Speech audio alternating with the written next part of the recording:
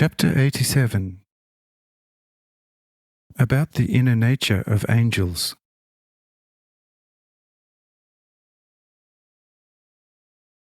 Following this marvelous incident, Cyrenius once again stepped over to me, saying, "Lord, I have discussed quite a few things with the angels, but from everything that they told me, I learnt nothing other than what through your goodness and grace I already knew.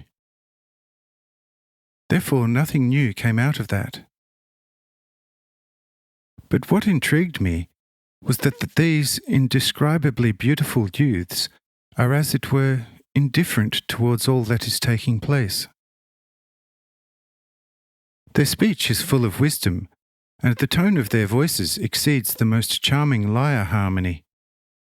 From their faces smiles constant pure dawn, whilst their breath is the fragrance of roses, jasmine, and ambrosia. Their hair is purest gold. Their alabaster white hands are so rounded and sumptuously tender that I can verily find nothing comparable on earth. Their breasts are the fullest measure of a maiden in bloom, the like of which I sighted but once in the Pontus area. And their feet likewise are beautiful and of burstingly luxuriant and glorious proportion.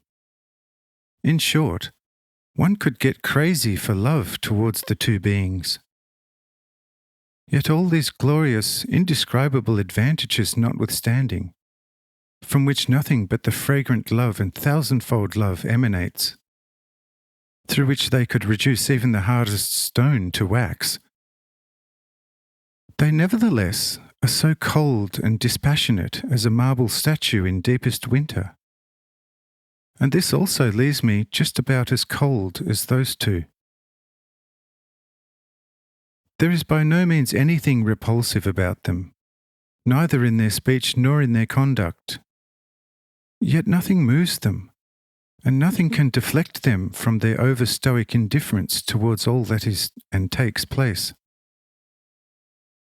Their utterance about yourself are indeed of exceedingly deep wisdom, but their speech seems to me like the reading out of a letter in a language one cannot understand. Will you not tell me how this is possible with such purely celestial beings? Is this the actual custom of the pure spirits in your heavens? Say I, that indeed not. But these two behave here in this manner because they have to.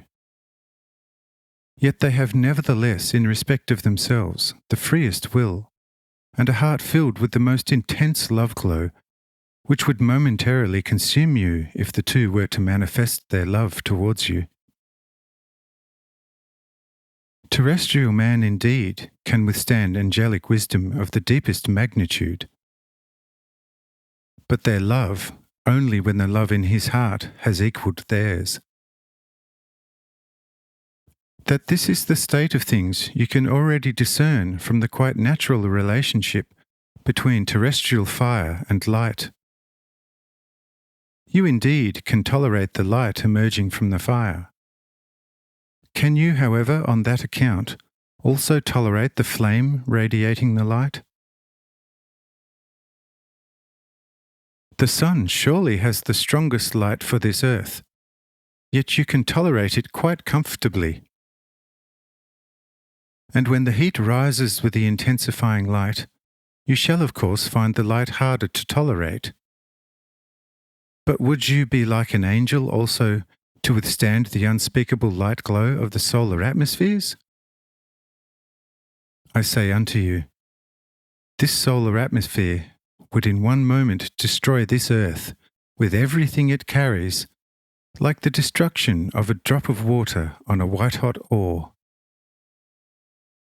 He who would withstand such light and fire first has to be of the same light and fire. This is the reason why the two angels cannot express their love towards you, because their mighty love would consume you. Says Cyrenius, I very nearly understand it, but not entirely, like a few other things, because it does not yet transpire how I could be killed by excessive love. Say I, well then, this also shall be made as clear to you as possible, and so hearken. Have you not of a truth a son, and also an exceedingly lovable daughter? These two children you love almost to distraction. Your heart can hardly, for all the love, judge how much it loves the two children, because of how mightily their love is returned. But now vividly visualize the loss of the two through disease, and ask your heart whether it could withstand the pain of such loss. See, you are already gripped by proper fever at the mere mention of the possibility as an example. How would you bear the reality? I say unto you, from knowing your heart, that you could not bear the pain a full 3 hours. It would kill you without fail. Well then, what is the love and the lovability of your children in comparison with the love and supremely amicable lovability of these two heavenly messengers?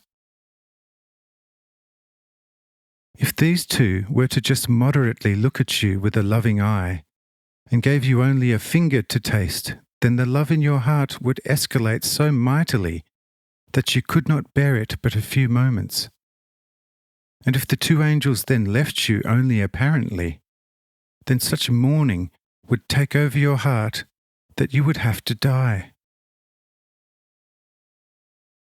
For behold, notwithstanding the beauty of these my two favourite angels, then such their beauty is as nothing compared to when their being is fully penetrated by my love in their heart.